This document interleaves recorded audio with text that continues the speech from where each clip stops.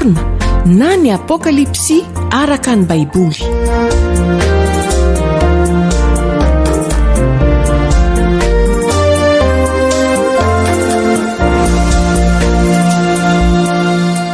Miarabanao mpanaraka ny alasarina eto amin'ny web radio.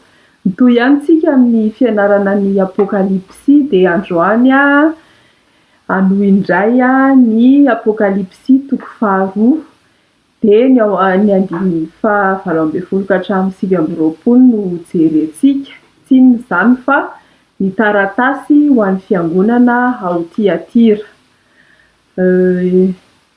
Ny tenako moa dia fiandria-miarana avy ao amin'ny Batista Biblika Antsahabe. Mpampianatra ny tenako ary efa manambady.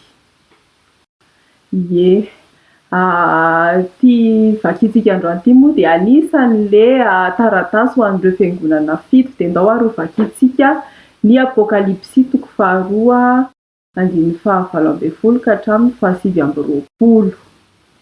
Ary soraty ho an'ny anjelin'ny fiangonana any Tiatira.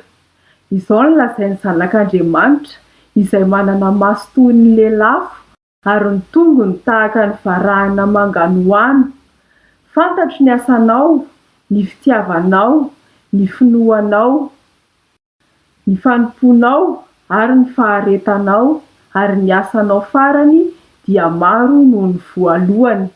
Kanefa mananteny aminao aho satria ianao dia mandefitra amin'ilay vehivavy Jezebela izay milaza ny tenany ho mpaminany vavy ka mampianatra sady manoloko ny mpanompoka hijangajanga sy hihinana hena naterina tamin'ny sampy. Nomeko andro hibebahana izy nefa tsy mety nibebaka amin'ny fijangajangana izy. Indro ampandamaiko eo ampandriana izy ary izay mijangajanga aminy dia ataoko ao amin'ny fahoriana lehibe raha tsy mibebaka amin'ny asan-dravehivavy izy. Hovinoko amin'ny areti-mandringana ny zanany ary ny fiangonana rehetra dia ahalala fa izao no mandinika ny vosiny fo ary omeko araka ny asanareo avy ianareo rehetra. Fa aminareo izay sisan'ny Tiatira dia izay tsy manana izany fampianarana izany sady sy mba mahalala ny ataon'ireo hoe sain-daliny Satana dia izao no lazaiko: tsy ho vesariko entana hafa ianareo, kanefa izay anananareo dia tany mafy mandra-piaviko, ary izay mandresy ka mitandrina ny asako hatramin'ny farany dia omeko fahefana mijeno kilisa. Hiandry azy amin'ny tehim-by izy ka hanorotoro azy toy ny fanorotoro vilany tany arak'izay noraisiko tamin'ny raiko, ary omeko azy ny kintana fitarikandro izay manatsofina aoka izy heno izay lazain'ny fanahy amin'ny fiangonana rehetra. Efa ndresadresahana kely teo moa ny mombamomba ny fiangonana, efa nisy nanao famitinana hoe inona ny tena votoatin'ireo taratasy ireo, fa tiako ampatahivina kely hoe inona ny tena tanjon'ny taratasy ho an'ireo fiangonana fito ireo. Rehefa jerena zany ilay fiangonana fito dia ny tanjona iombonany dia hoe voalohany indrindra aloha dia asaina mihaino ny hafatra avy amin'ny Jesosy ny fiangonana rehetra. Izay zany no lazainy matetika any amin'ny farany. Dia ireo hafatra io ny tena votoatiny io dia ahafahan'i Jesosy Kristy mampirisika ny olona hibebaka, dia ankoatran'izay dia mampahery ihany koa, mampahery ireo fiangonana. Ary izany fampirisihana hibebaka sy hampahery izany dia ny tanjon'izany dia mba hahatonga ny olona toky sy hankatoa ny tenin'Andriamanitra. Izay zany ny tena tanjon'ny taratasy ho an'ireo fiangonana rehetra ireo raha fitinina tsotsotra. Fa androany moa tsika hijery ny taratasy nosoratana ho an'ny fiangonana tao Tiatira. Vao manomboka zany ilay izy eo amin'ny andininy fa 20 dia efa izay no lazainy Jesosy hoe soraty eo amin'ny anjelin'ny fiangonana ny Tiatira. Aha. Zay zany lazainy hoe izao no lazain'ny zanak'Andriamanitra izay manana maso toy ny lelafo ary ny tongony tahaka ny varahana manganoano. Fantatro ny asanao, ny fitiavanao, ny finoanao, ny fanompoanao ary ny faharetanao, ary ny asanao farany dia maro noho ny voalohany. Io andininy anankiroa io ihany aloha no jerentsika androany fa amin'ny manaraka ny tohiny dia io hitantsika vao manomboka io hoe fiangonana ny Tiatira. Dia voalohany indrindra zany isika hiresaka ny fiangonana ny Tiatira. Inona avy ny mombamomba an'io aiza misy azy? Ny efa nijerentsika moa hoe nosoratana arakaraky ny toerana misy azy reto fiangonany reto. Dia tao aorianan'ny Pergamosy dia Tiatira. Tiatira zany dia hita aty amin'ny 520 kilometatra atsimon'ny Pergamosy no misy an'i Tiatira. Dia tanàna kely indrindra izy io raha mitaha amin'ireo fiangonana 7 zany, raha mitaha amin'ireo tanàna 7 nisy an'ilay fiangonana moa zany dia io no tanàna kely indrindra. Tsy dia nalaza koa izy io. Ireo tanàna hafa tena mety nalaza zany Pergamosy zany tena nalaza zany fa Tiatira tsy dia fantatry ny olona loatra. Varotra sy teinture na hoe fandokoana lamba ihany no mety hoe mba nampalaza azy kely fa ny ankoatr'izay zany tsy dia tena nanana ny maha izy azy izy na ara-kolontsaina na ara-politika, tsy dia tena hoe ilay firenena natanjaka izy zany e. Kanefa izany ity taratasy ity no azo lazaina hoe lava indrindra raha mitaha amin'ireo taratasy rehetra. Fantatritsika moa zany amin'izany fanaovana fandokoana lamba zany Lydia. Lydia izay voalaza ao amin'ny asan'ny apôstôly toko faha 9 ka hatramin'ny toko faha 9 Lydia moa dia voalaza fa hoe mpivarotra lamba volomparasy. Izay no asany ary nanamboly izy zany anisan'ireo olona hoe ankavitsiana hoe nivarotra lamba ary nanana ny maha izy azy. Dia ankoatran'izay dia satria moa zany ny lamba volomparasy dia tena hoe akanjo vita mpanjaka tena nanan-danja, nanana lafo vidy zany io lamba volomparasy io tamin'izany fotoana izany e. Dia avy any Tiatira Lydia no nanamboatra an'io dia mitety tanàna mivarotra an'io lamba volomparasy io. Fa ny olona moa zany mety vitsivitsy ihany ny olona tahaka ny Lydia fa mpiasa tany ny tena ankamaroan'ny olona zany hoe olona tsy dia tena hoe nanam-bola ny betsaka tao Tiatira. Ity fiangonana ity moa dia tsy tena fantatra mazava hoe iza no mitondra ny filazantsara tao aminy. Mety hoe Lydia ve rehefa avy nandray filazantsara izy dia nandeha niverina tany Tiatira dia nitory filazantsara sy nanangana fiangonana. Na hoe Paoly koa satria voalaza ihany koa hoe Paoly dia tena nitety an'ireo firenena tao Azia fa saingy hoe tsy voalaza mazava ao amin'ny asan'ny apôstôly moa ny Tiatira. Izany hoe tsy tena fantatra zany no nitondra filazantsara tao amin'ity tanàna anankiray ity. Voalaza teo amin'ny fampianarana teo aloha hoe anisan'ny olana iraisan'ny fiangonana anankifito dia ny fanenjehana. Tena nizaka fanenjehana daholo ny fiangonana tamin'izany fotoana izany. Kanefa ny tena olana resahana eto amin'ny fiangonana Tiatira ity dia tsy dia ilay fivavahana Romanina loatra, tsy hoe nisy nanosika an'zareo mba hivavaka amin'ny Andriamanitry ny Romanina, izany hoe tsy nisy nanenjika zareo na nanery hoe tsy maintsy mivavaka amin'ny Andriamanitry ny Romanina, na hoe fivavahana jiosy tsy nisy mpitondra fivavahana jiosy nanery an'zareo hoe andao anaraka anay na hoe nanery an'zareo anaraka fombafomba fivavahana jiosy.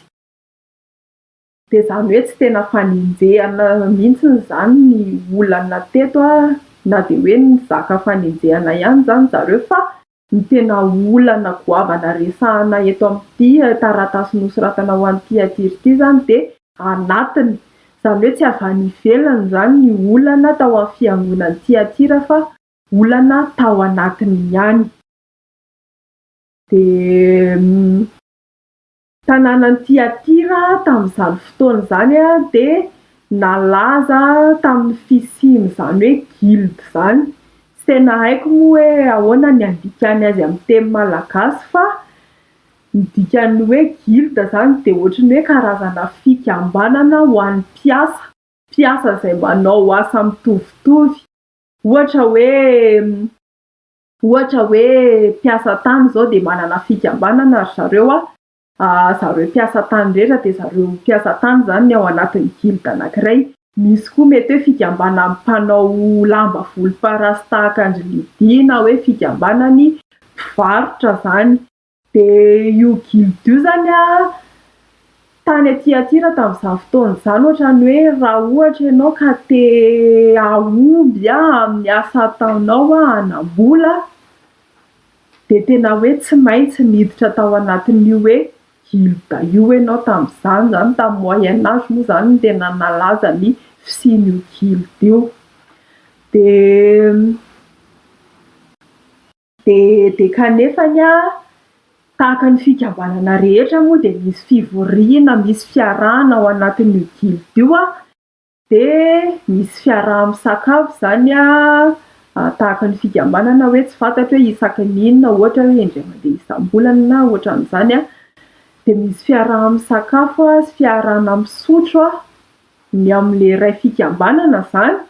De rehefa samy mamo de samy manaonao foana, misy filalaovan-dratsy zany ao anatin'io de le izy raha tena hoe fisintomana hanompo andriamanikafa mihitsy le izy ary filalaovan-dratsy amin'ny hoe tena hoe mijangajanga amin'ireo filazan'zareo moa hoe prostituée sacré tamin'izany fotoana zany zany nisy an'izany zany teo anivon'ireo guilde reo.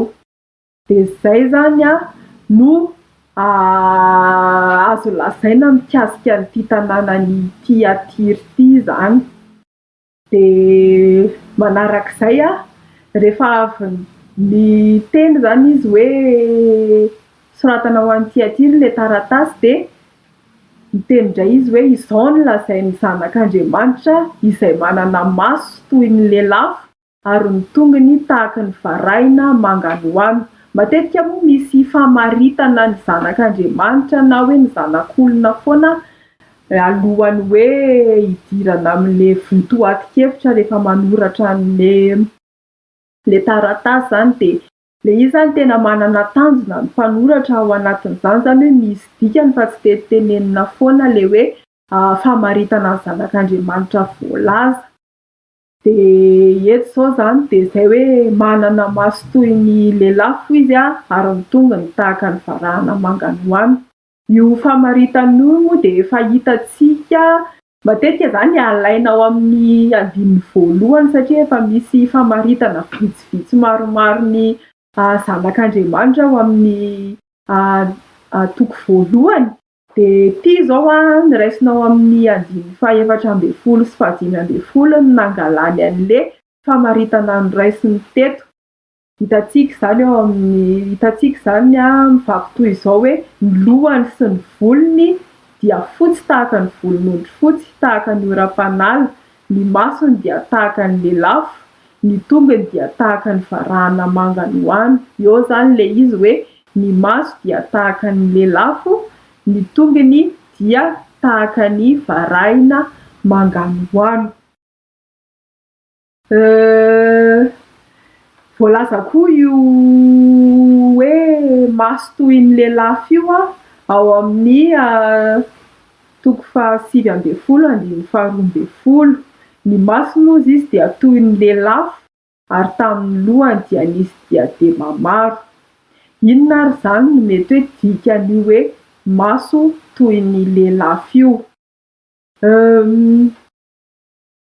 Eo amin'ny 2020 amin'ny Apokalipsy 2 izany hoe ity taratasy nosoratana ho an'ny fiangonana ho an'ny Tiatira ity de voalaza de miteny hoe vovonoako amin'ny arety mandringana ny zanany ary ny fiangonana rehetra dia halala fa izao no mandinika ny vo sy ny fo ary omeko araka ny asanareo avy ianareo rehetra. Ny dikan'le hoe manana maso toy ny lelafy zany dia mandinika ny vo sy ny fo, zany hoe mahafantatra ny atin'ny lalina rehetra amintsika olombelona. Tsy misy miafina amin'ny zanak'Andriamanitra daholo zany na inona mety hoe toetra miafina any anatintsika rehetra any zany de tsisy miafina amin'Andriamanitra ireo. De ty fiangonana tany Tiatira ity zao hitatsika teo fa raha ohatran'ny hoe nahazo fandokafana betsaka ihany izy, zany hoe tsara izy ety ivelany ary ny olona nahita anazy de mety mahita hoe tena mandroso kosa ity fiangonana ity, na de hoe kelikely ara le tanàna, tsy de tena hoe manan-karena ny olona ao anatiny kanefany tena hoe manana finoana be ny olona, manana faharetana sy ny sisa, de tsara ivelany izy kanefany izay tsy hitan'ny olona de hitan'i Jesosy le manana maso toy ny lelafy, zany hoe hitan'i Jesosy zany ny zavatra ratsy rehetrarehetra sy zavatra mety hoe nafeniny sy tany anaty lalina tany amin'ny tany. De izay zany le maso tahaka ny lelafy, zany hoe tena mahay mandinika hatrany amin'ny lalina indrindrany aminao rehetra any zany ny vo sy ny fo zay afenina rehetra zany de hitan'io maso toy ny lelafy io. Manarak'izay indray de hoe ny tongony hoy izy tahaka ny varahina manganohano. Inona indray no tiany ambara amin'izany hoe varahina manganohano zany ny tongony?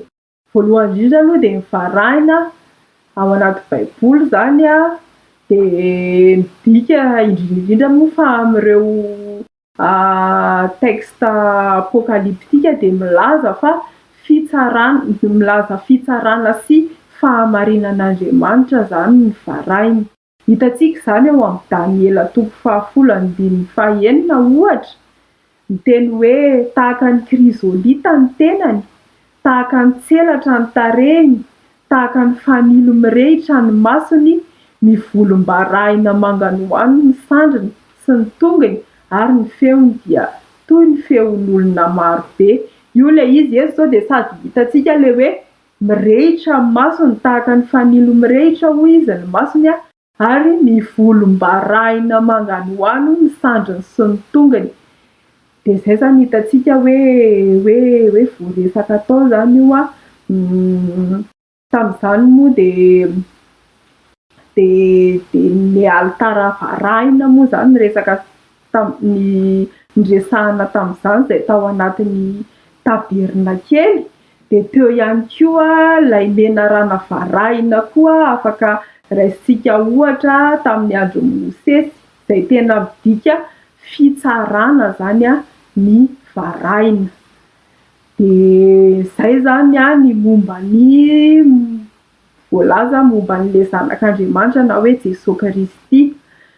De vao avy miteny an'izay izy de milaza ireo fankasitrahana na ireo hoe asa tsara nataon'ireo olona tao amin'ny fiangonana tany Tiatira. De eo amin'ny 10:10 sika mahita an'le hoe fantatro ny asanao, ny fitiavanao, ny finoanao, ny fanomponao ary ny faharetanao, ary ny asanao farany dia maro noho ny voalohany. Tena nanana ny tena ohatrany hoe nahita zavatra tsara betsaka ary zavatra tsy mba hoe kely fa zava-dehibe no tsara tao anatin'ny ty fiangonana ity kanefa rehefa mbola hojerentsika moa ny toiny fa rehefa mijery ny manaraka sika de hitatsika hoe mizara roa ny fiangonana tao Tiatira. De de zany zany tsy de tena hita tety ivelany loatra izay fizarana roa zany fa reo zany tena hita tety ivelany, tsy hita tety koa le tena otana hoe le zavatra ratsy nataony, fa reo zany aloha ny tena hita tety ivelany hoe nanao asa tsara izy eny nanao asa izy zany misy fitiavana tao aminy nanampinoiny izy nanompo izy naharitra izy ary indrindra moa dia voalaza hoe ny asany farany dia maro na hoe tsara kokoa noho ny voalohany. Dia tena hoe ny fitiavana sy ny finoana dia hitantsika hoe miaraka foana ao anatin'ny baiboly, izany hoe anisan'ny toetra tsara na hoe zavatra ananan'ny olona tena zava-dehibe ireo, ary matetika ireo dia ampiarahan'Andriamanitra foana ao anaty baiboly izany ho an'ny kristianina. Hitantsika ohatra ao amin'ny Galatiana 5:5 milaza hoe fa ao amin'ny Kristy Jesosy dia samy tsy mahasoa na ny famorana na ny tsy famorana, fa ny finoana miasa amin'ny fitiavana. Izay zany ilay izy hoe tsy zava-dehibe amin'Andriamanitra ny famorana sy ny tsy famorana, fa ny finoana miasa amin'ny fitiavana. Izany no jeren'Andriamanitra, izany ny zava-dehibe amin'Andriamanitra. Dia nanana an'ireo zany le fiangonana tao Tiatira. Ao amin'ny Efesiana 1:15-20 koa dia mbola ahitantsika an'io fitiavana sy finoana io hoe noho izany izao koa rehefa nandre ny amin'ny finoanareo an'i Jesosy Tompo sy ny fitiavanareo ny olona masina rehetra. Tena hoe izay zany hoe miaraka zany ny finoana an'i Jesosy Tompo sy ny fitiavana ny olona masina rehetra. Rehefa manana finoana an'i Jesosy Tompo ianao dia mitia ny rahalahinao sy ny anavavinao ihany koa. Ao amin'ny Efesiana 4:17-20 fiadanana ny ho an'ny rahalahy ary fitiavana mba amin'ny finoana avy amin'Andriamanitra Ray sy Jesosy Kristy Tompo. Io zany hoe karazana tsodrano izany hoe avy amin'ny Jesosy Kristy Tompo sy Andriamanitra Ray zany ny fitiavana sy finoana. Dia io zany tena hoe irarian'i Paoly mba hananany olona tao Efesiana. Ao amin'ny Tesaloniana 1:7-9 dia mbola hitantsika koa fa mbola miteny foana zany Paoly hoe tena miaraka foana ny fitiavana sy ny finoana. Izao anefa dia tonga aty aminay Timoty rehefa avy tany aminareo ka milaza vaovao mahafaly aminay ny amin'ny finoanareo sy ny fitiavanareo ary ny fahatsiarovanareo tsara anay mandrakariva, fa maniry ahitanay indrindra ianareo tahaka anay tahitanareo koa. Eto izao dia tena hita hoe nanana finoana sy fitiavana ihany koa ny olona tao Tesalonika. Ao amin'ny Timoty 2:1-7 koa mbola ahitantsika hatrany hoe tano amin'ny finoana sy ny fitiavana ao amin'ny Kristy Jesosy ny mariky ny teny tsy misy kilema izay efa renareo tamiko.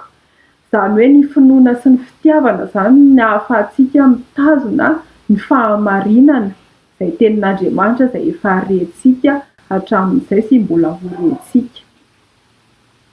Filemona 2:10 satria reko ny fitiavanao sy ny finoanao izay anananao ny amin'ny Jesosy Tompo sy ho an'ny olona masina rehetra. Io ndray zao dia mbola teneniny hoe nino an'i Jesosy Tompo Filemona ary nanana fitiavana ho an'ny olo-masina rehetra, izany hoe miaraka foana zany io ao anatin'ny taratasy nosoratan'i Paoly moa zany tena ahitantsika hoe tena miaraka foana ny fitiavana sy ny finoana. Manarak'izay dia amin'ireo notanitsantsika teo dia ny fanompoana izay nananan'ireto fiangonana tao Tiatira ity zany dia tena hoe ny fanompoana dia fisehon'ny fitiavana. Rehefa manana fitiavana zany dia manompo. Voalaza zany ohatra ao amin'ny Tesaloniana 1:1-7 manao hoe sady tsy mitsahatra mahatsiaro ny asanareo amin'ny finoana sy ny fikelezanareo aina amin'ny fitiavana ary ny faharetanareo amin'ny fanantenana ny Jesosy Kristy tompontsika eo imasin'Andriamanitra raitsika. Ty zany le fanompona zany zao le fikelezana aina. De le fikelezana aina zany amin'ny fitiavana, zany hoe le fitiavana zany no ahafahany mikely aina. De eto zao tena hitantsika hoe misy itovizana ny fiangonana tao Tesaloniana sy ny Tiatira, satria voalaza fa hoe mahatsiaro ny asanareo ozy Paul, zany hoe manana hitany Paul koa zany ny asany hoe nanao asa koa izy reto asa amin'ny finoana, nanana finoana, fikelezana aina, fanompona ary ny fitiavana. Ny fitiavana ary koa ny faharetana ihany koa ke mbola ao anatiny koa zany zay, zany hoe nanana toetra be dia be izay nananan'ireto fiangonana tany Tiatira reto, zany ny fiangonana tao Tesalonika. Ao amin'ny Hebreo 9:10 koa de mbola ahitantsika an'izay hoe fanompona zay hoe fisehon'ny fitiavana, fa Andriamanitra tsy mba tsy marina hanadino ny asanareo sy ny fitiavana izay nasehonareo voninahitry ny anarany, raha nanompo ny olona masina ianareo sady mbola manompo ihany. Zay zany hoe tsy ho adinon'Andriamanitra ny fitiavana izay nasehonareo, de le fitiavana io niseho tamin'ny fanompona ny olona masina, fanompona ny olona masina taloha sy mbola ho fanompona ny olona masina amin'ny ho avy. De manaraka an'izay ny faharetana izay nananan'ireto fiangonana tao Tiatira reto koa de vokatry ny finoana zany io. Rehefa manam-pinoana ianao de manana faharetana. Voalaza zany eo amin'ny Kolosianina 2:17. Raha maharitra amin'ny finoana ianareo ka mafiorina sady tafatoetra ary tsy mety afindra hiala amin'ny fanantenana avy amin'ny filazantsara izay efa renareo sady toriana eny ambany lanitra rehetra eny, ary izany no nanaovana ahy Paoly ho mpanompo. Zay zany izy hoe raha maharitra amin'ny finoana ianareo, zany hoe finoana zany mahatonga faharetana. Tesaloniana 2:1-4. Reharehan'ny tenanay eny amin'ny fiangonan'Andriamanitra ianareo noho ny faharetanareo sy ny finoanareo amin'ny fanenjehana rehetra izay manjo anareo sy ny fahoriana izay hiaretanareo. Zany hoe le finoany tao Tesalonika zany no nahatonga azy nanana faharetana teo anatrehan'ny fanenjehana maro sy fahoriana izay nanjo azy. Hebreo 9:1-12. Mbola mijery an'le faharetana vokatry ny finoana foana isika, hoe mba tsy hiketraka ianareo fa hanahaka ireo mandova araka ny teny fikasana amin'ny finoana sy ny faharetana. Zay zany le izy hoe tena rehefa manana finoana de manana faharetana ihany koa. Manarak'izay de hita ao ato anatin'ity bokin'ny Apokalipsy ity hoe toetra fototra nananan'ny vahoakan'Andriamanitra ny finoana sy faharetana izay niresantsika teo. Hitantsika izany ao amin'ny 3:10. Raha misy mamabo dia mba ho babony izy, ary raha misy mamono amin'ny sabatra dia tsy maintsy ho vonoina amin'ny sabatra kosa izy. Indro ny faharetana sy ny finoan'ny olona masina. Zay zany hoe nanana faharetana zany sy finoana ny olona masina. Manarak'izay de mbola hitantsika koa zany ao amin'ity bokin'ny Apokalipsy ity ihany hoe ao amin'ny 2:4-12 manao hoe indro ny faharetan'ny olona masina dia izay mitandrina ny didin'Andriamanitra sy ny finoanan'i Jesosy. Zany hoe nanana faharetana zany ny olona masina ary mitandrina ny didin'Andriamanitra sy ny finoanan'i Jesosy. De farany voalaza mikasika an'ity fiangonana tao Tiatira ity de hoe ny asanao farany hoy izy dia maro noho ny voalohany. Raha mahatsiaro sika de voalaza fa ny fiangonana tao Efesosy de nasaina niverina tamin'le fitiavana voalohany satria nianangatsika ry zareo. Fa eto kosa de mifanohatra amin'izay ny voalaza satria ny asa farany indray ny tao Tiatira no lehibe noho ny asa voalohany. Zany hoe mandroso foana zany zareo fa tsy mihemitra ary tsy misy hoe fangatsiahana tao amin'zareo fa nianafana tamin'ny fitiavana an'Andriamanitra sy ny fanompoana sy ny faharetana zany ry zareo tao Tiatira, zany hoe tena zavatra tsara be izay tena nanana amin'zareo mihitsy zany zavatra zany. Ie, de zay zany no horesahantsika tato amin'ity andininy le voalohany ity fa zao tsika de hiditra amin'ny fampiarana hoe raha izay ary zany ny zava-nitranga tamin'ny tany amin'ny Tiatira sy ny fiangonana de inona ny fampiarana azo raisintsika amin'ny fiangonana amin'izao fotoana izao.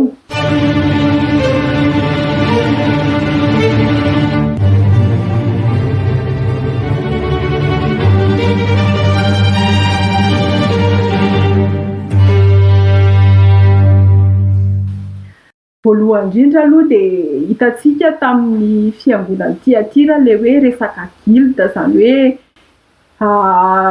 fotoana anankiray nanaovan'ny olona fisotroana, fijangajangana sy ny sisa. De satria io no mety nitondra ny fampianaram-diso sy fitarihana amin'ny zavatra ratsy tao amin'ny fiangonana, fa mbola ho resahantsika moa zay amin'ny manaraka fa zay zany de efa hitantsika hoe tafiditra tao anatin'ny fiangonan'ny Tiatira ny fanaon'izao tontolo izao. De zay zavatra zay hatramin'izao de mety mbola loza mihantona amin'ny fiangonana rehetra mihitsy zay. Mety hoe tsy ny avy aty ivelany no manenjika ny fiangonana fa ao anatiny mihitsy no misy olona mety hitondra fampianaram-diso izay hitany teo amin'izao tontolo izao ary indraindray ary mety hoe tsy hita loatra izay maharatsy azy kanefa de mitarika ny olona hanota le izy. De tena mila mitandrina zany ny mpiangona sy ny mpitondra fiangonana, ny pastera izay miaro ny ondriny amin'ny fampianarana izay mety hoe noraisina avy amin'ny fanaon'izao tontolo izao izay mahatonga ny olona hanota. Zay zany aloha voalohany indrindra ny fampiarana azo raisintsika avy amin'ny fiangonan'ny Tiatira. Manarak'izay de hitantsika koa tamin'ny fiangonan'ny Tiatira hoe ny fototra zany no tena nijoroany zareo de ny finoana izay ahafahana maharitra amin'ny fitiavana an'Andriamanitra, tsy hoe akory hoe indray mandeha de mino an'i Jesosy Kristy, mandray an'i Jesosy Kristy ho tompo sy mpamonjy de tapitra hatreo, fa io finoana io de io le mahatonga faharetana, zany hoe rehefa maharitra amin'ny fitiavana ny tenin'Andriamanitra de zay zany ny tena zava-dehibe amin'le finoana, zany hoe hiainana isan'andro ny finoana. De io finoana io mantsy no miseho amin'ny asa. De tao amin'ny fiangonan'ny Tiatira moa de hita hoe tena nanana asa, hita zany hoe le finoana le fototra io de miseho tamin'ny asa, miseho tamin'ny fitiavana ihany koa, ary miseho tamin'ny fanompoana, ary farany de faharetana. Ireo zavatra rehetra ireo, ny asa, ny fitiavana, ny fanompoana, ny faharetana de avy amin'ny finoanan'i Jesosy Kristy daholo. Ny finoanan'i Jesosy Kristy no ahafahana manao an'ireo, ary rehefa manam-pinoana zany de tena hoe afaka manana fitiavana moa tena zava-dehibe io arak'ilay nolazain'i Paoly milaza an'io hoe tsisy dikany ny zavatra atao rehetrarehetra raha tsy misy ny fitiavana. De eo koa ny faharetana eo anatrehan'ny fanenjehana. Ny fiangonana tamin'izany moa tena niaritra fanenjehana nahamay mihitsy tamin'izany ary mety hoe matotsy ny lazaina olana hoe olana be ny fanenjehana tamin'ity fiangonana ity, de mety hoe satria tena nanana faharetana ireo mpiangona tao Tiatira ireo. De ohatran'izany koa amintsika amin'izao fotoana mbola betsaka ny ilantsika faharetana ny fiainana amin'izao fotoana izao de tena miharatsy ny vidim-piainana miakatra, ny asa zany moa de tsy fantatra intsony, ny toetr'andro miharatsy, ny orana tsy misy, dia raha vao tsy tena mijoro raha vao tsy manana an'io faharetana io isika dia tena raha vao tratran'ny ady mamay dia mety tsy fantatra intsony hoe aiza le finoana hijoroana dia izay le mahazava-dehibe hoe rehefa mijoro tsara, rehefa miorina amin'ny tenin'Andriamanitra ny finoana ary maharitra amin'ny tenin'Andriamanitra dia manana faharetana hiaretana ny fiainana amin'izao fotoana izao. Fa indrindra tena hoe isika kristianina dia tsy maintsy miaritra fahoriana foana, tsy maintsy miaritra zavatra mafy fa nefany isika na dia izany ary dia tena manana fanantenana ao amin'i Jesosy Kristy. Dia farany mety hoe manana faharetana eny ihany isika, manompo, manana fitiavana, tsy haiko hoe mety hoe saritsariny, mety hoe ny olona mahita hoe tena ohatry mba manana fitiavana koa sy ihany izany na tena manompo, mazoto manompo eo anivon'ny fiangonana sy ny sisa. Kanefany raha ohatra hoe ratsy ny antony anaovanao an'izany na koa hoe tsy ataonao an'Andriamanitra dia Jesosy mahita ny motivation anao, Jesosy mahalala ny vo sy ny fo ary n'inona zavatra fenonao, mety misy zavatra fe-penina any anatin'ireny hoe fanompony ireny, mety hoe manompo satria misy zavatra tiana fe-penina. Tena hoe ny zavatra rehetrarehetra miafina rehetra dia hitan'i Jesosy Kristy ilay manana maso tahaka ny lelafo ary izy moa izany dia voalaza hoe hitsara ny olona rehetra izy amin'ny asany rehetra. Dia izay izany no fampianarana azona atolotra androany dia mbola mitohy ny fampianarana mikasika ny fiangonana ao Tiatira dia amin'ny manaraka isika hiresaka ny olana goavana izay misy tao amin'ny fiangonana Tiatira. Misaotra antsika rehetra.